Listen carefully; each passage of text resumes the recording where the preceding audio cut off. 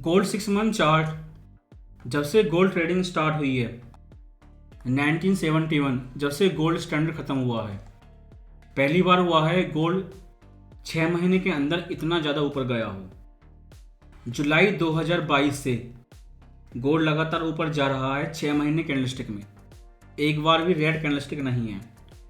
और body size compare करें, हर बार candlestick body बड़ी होती जा रही है, लेकिन अगली 6 मंथ की कैंडलस्टिक फिर से ऊपर जाएगी और पहले साइज की तुलना में और ज़्यादा बड़ी क्लोज होगी, जिसकी कोई चांस नहीं लगती। क्योंकि इससे पहले कि अगले 6 महीने कुछ हो, फेड पहले ही स्टैगफ्लेशन पे पिवट कर चुके हैं और 3 महीने से गोल्ड साइड पे है।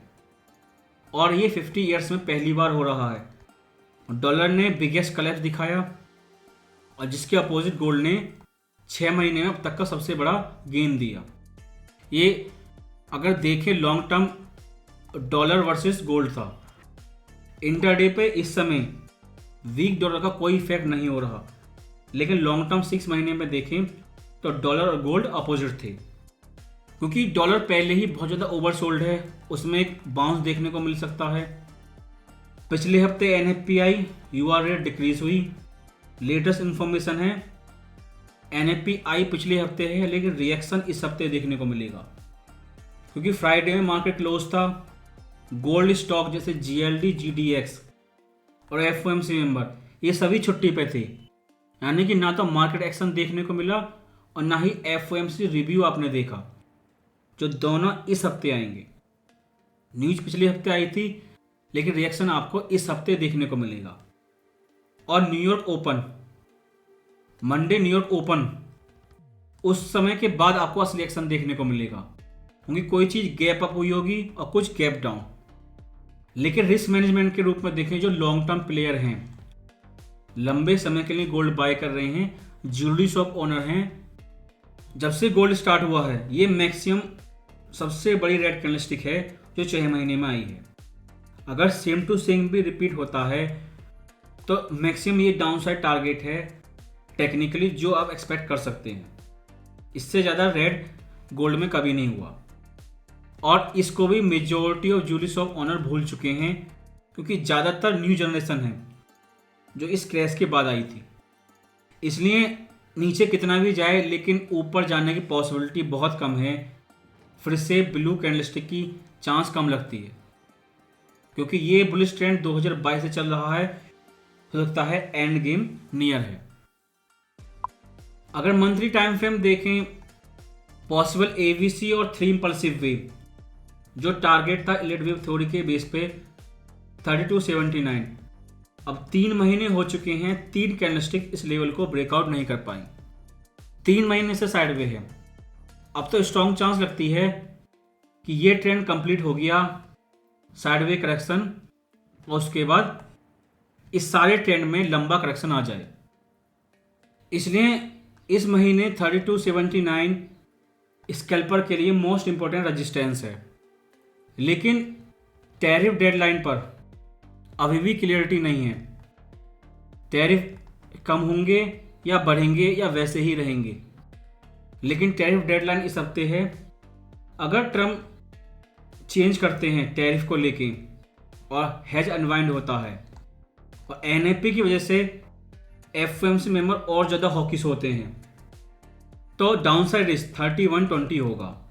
अगर इस महीने रेड कैंडलस्टिक आनी है तो बेयर्स इस लेवल तक टारगेट करेंगे और 3279 के ऊपर वो सेल एंट्री टारगेट करके सेल करेंगे, क्योंकि बुल जब तक ब्रेकआउट नहीं हो जाएगा 3430 उससे पहले बाय नहीं करेंगे।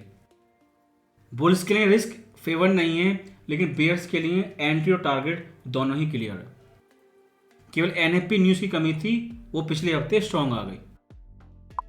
अगर वीकली टाइम फ्रेम को देखें, 3200 आपका मोस्ट इंपॉर्टेंट सपोर्ट लेवल है, जो स्कैल्पर के लिए इंपॉर्टेंट है। साइडवे रेंज है और इस साइडवे रेंज का clear static support level weekly time frame पर। डेली टाइम फ्रेम पर सेम साइडवे रेंज है, सेम टाइमिंग है, लेकिन ब्रेकआउट होगा या नहीं। अगर लास्ट ईयर 2024 और इस साल को साइड बाई साइड कंपेयर करें, India marriage buying season start होने में जो नंबर 2 गोल्ड कंज्यूमर मार्केट है, अभी समय लगेगा जुलाई और अगस्त। सितंबर के बाद पीक डिमांड आएगी। लेकिन पिछली साल इस समय के समय एक टैक्स कट हुआ था जिसकी वजह से समय से पहले डिमांड आई थी। इस साल ऐसा कोई टैक्स कट नहीं हो रहा। Last year Fed rate cut का बहाना ढूंढते थे, लेकिन इस साल रेट पॉज करने के लिए उन्हें एक नया बहाना चाहिए। पहले टैरिफ और अभी स्ट्रॉन्ग एनएफपी नया बहाना हो सकती है। डॉलर साइडवे रेंज में था, लेकिन इस साल डॉलर क्रैश हो रहा है जिसमें अपसाइड बाउंस की बहुत ज़्यादा पॉसिबिलिटी है। अगर वो बाउंस आया इस महीने तो गोल्ड पे नेगेटिव इफेक्ट दिखाएगा। और स्टैगफ्लेशन, प्राइस ने पहले ट्रिपल बॉटम बनाया था लास्ट ईयर, उसके बाद ऊपर जाना शुरू हुआ, लेकिन इस समय तक बॉटम बन चुका था। लेकिन इस रेंज के स्टार्ट होने से पहले, ट्रिपल बॉटम से पहले, फेड ने कहा था स्टैगफ्लेशन नहीं है, लेकिन इस साल लगातार स्टैगफ्लेशन प्रेडिक्ट कर रहे हैं। इसलिए बहुत सारी चीज़ें हैं जो लास्ट ईयर की तुलना में टोटल अपोजिट हैं, जिसकी वजह से नहीं लगता ये रेंज ब्रेकआउट हो जाए और एक ट्रेंड कंटिन्यू रहे लास्ट ईयर की तरह। इसलिए इन सब चीज़ों की वजह से हाई चांस है गोल्ड 3430 स्टैटिक रेजिस्टेंस इसके नीचे रहे। ये trend line strong dynamic support है।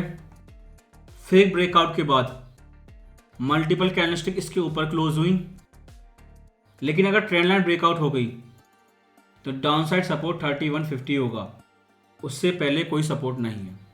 रेंज के अपर पार्ट की तरफ आपको सेल करना है और रेंज के लोअर पार्ट की तरफ आपको प्रॉफिट टेकिंग करना है, क्योंकि इस समय लगभग प्राइस अपर पार्ट की तरफ है और जब ट्रेंड लाइन ब्रेकआउट होगी तो 3150 से पहले सपोर्ट नहीं है। अगर इंट्राडे H4 टाइम फ्रेम को देखें, अगर प्राइस नीचे जाता है जो कारण बताए उनकी वजह से, तो सारे सपोर्ट क्लियर हैं। चार्ट पैटर्न में ट्रेंड लाइन बदल सकती है, जो डेली टाइम फ्रेम पर है उसका लेवल बदलता रहेगा, लेकिन स्टैटिक सपोर्ट सेम रहेगा।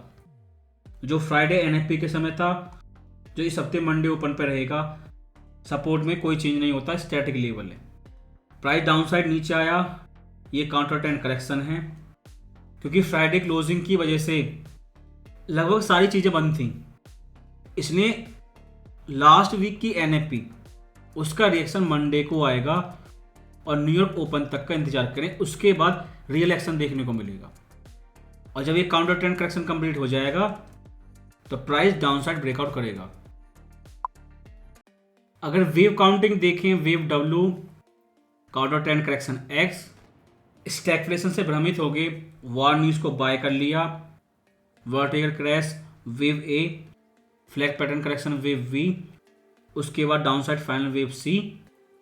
अगर वेव स्ट्रक्चर को देखें, WXY वेव थी, Y AVC में सब डिवाइडेड है, वेव सी फिर से 5 इंपल्सिव वेव में सब डिवाइडेड है, जो 3245 लेवल के पास कंप्लीट हो गई।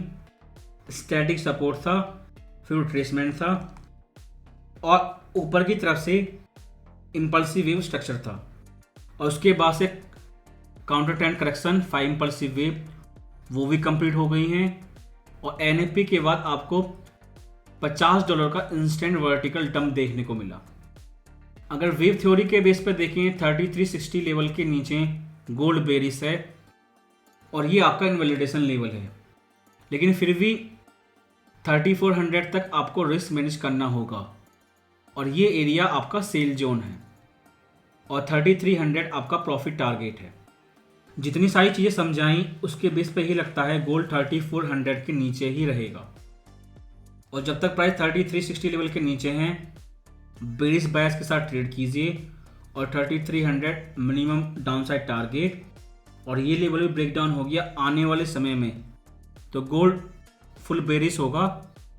WXY wave, 5 impulsive wave counter trend correction और इस लेवल के बाद से नई इंपल्सिव वेव जो और ज़्यादा नीचे जा सकती है।